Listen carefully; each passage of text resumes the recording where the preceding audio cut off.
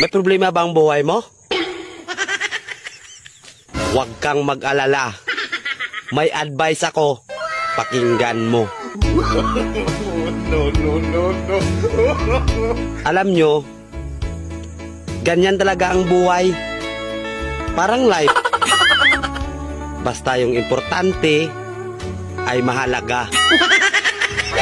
At kung saan ka masaya, dun ka happy.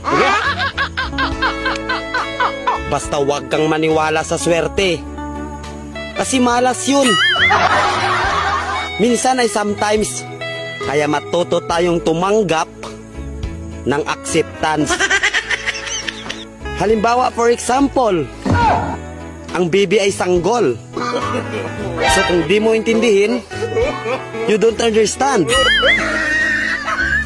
Basta kaibigan, lagi mong tatandaan that wherever you go are there. At the end of the day, ay gabi na. At alam mo, walang umaga sa Japan. Kasi lahat sila ay hapon.